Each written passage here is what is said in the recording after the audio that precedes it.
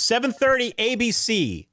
The aforementioned Florida Gators at 1-1 going to Death Valley, Tiger Stadium to square off against LSU, which is 2-0 and a 9.5 point favorite. I think this is going to be the most entertaining game of the day.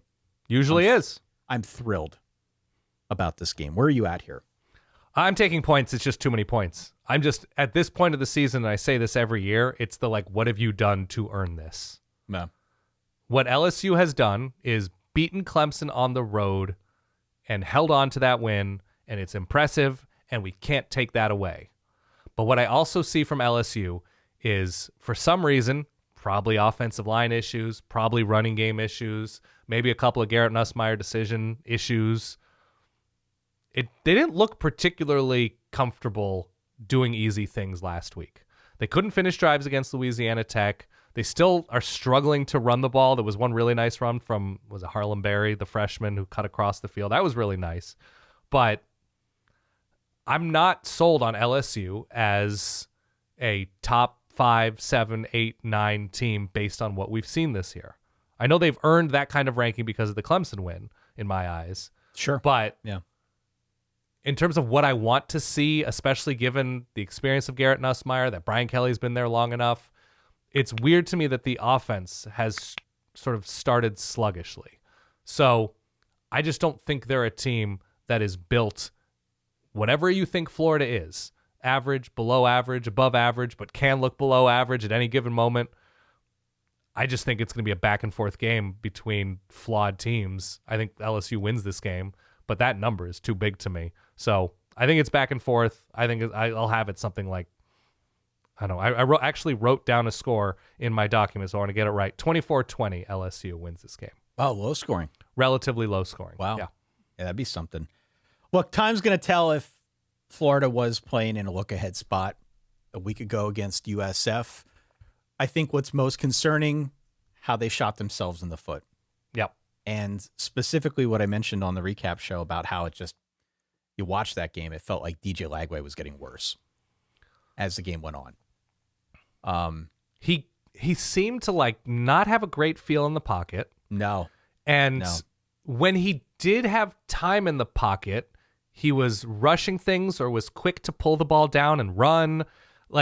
There was just, the poise didn't seem to be at a place where I thought it would be with him in a second year as a transcendent quarterback, whatever. And granted, look, USF could end up being a playoff team. Absolutely. That could end up being a good team. But still, I think if you teleport that version of Florida that we saw in week 2 and put it in Tiger Stadium at night against LSU, they probably lose by 24 points. Yeah.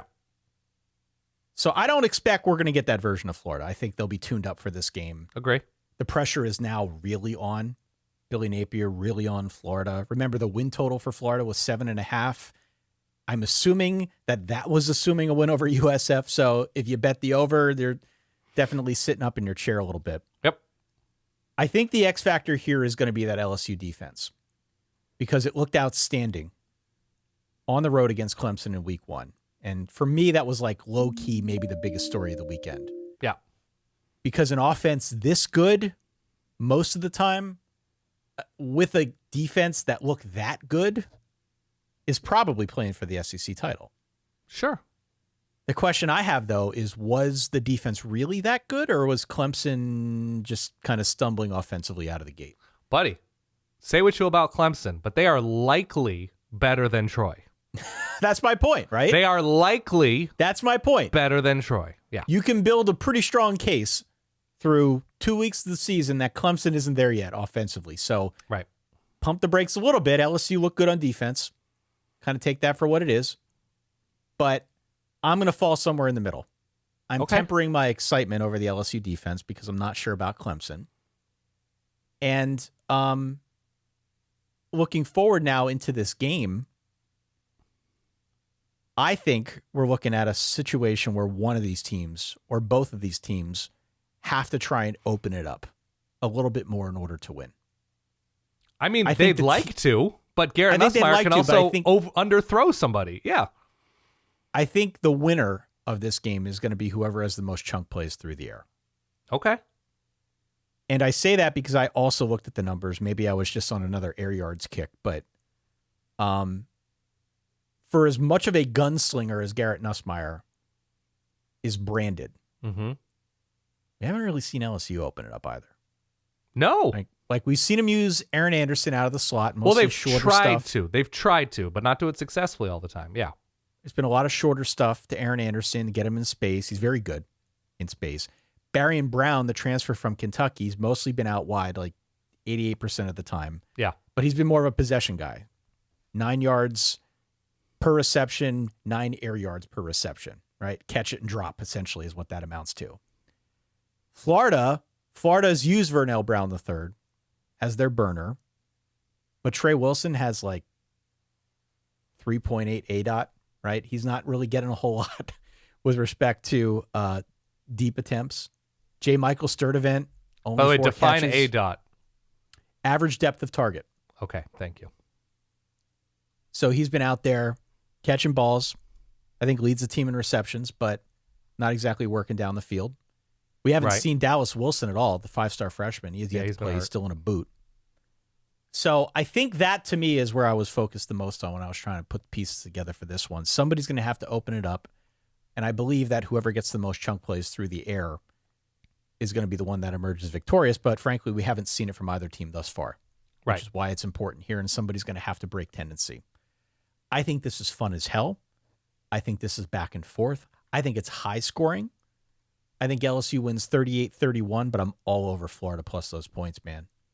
Like, despite what we saw last week, they're better than that. They've got the firepower if they play a good game to beat LSU. It wouldn't surprise me if they did. I'm not calling for that. I'm calling for them to cover, though. 38-31. LSU wins. Florida covers that number.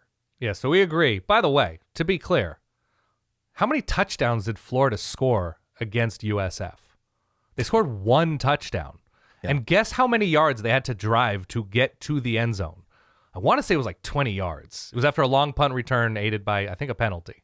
Yeah. So we're talking about now playing against, and all due respect to the Toddacity of the Todd Orlando defense at USF. LSU's got more talent. Oh, yeah. This game's at LSU. I know. It's not going to get easier necessarily. And DJ Lagway does have that same gunslinger mentality. The interception he threw was rolling out to the right, throwing across his body in the air, and threw a terrible ball down the middle. Just like, if you have the ability to do that, I'm worried about your ability to put up 350 at LSU in a winning effort. That's all. Hey, real quick, it'd be great if you could consider subscribing to the YouTube channel down below. It really helps us out.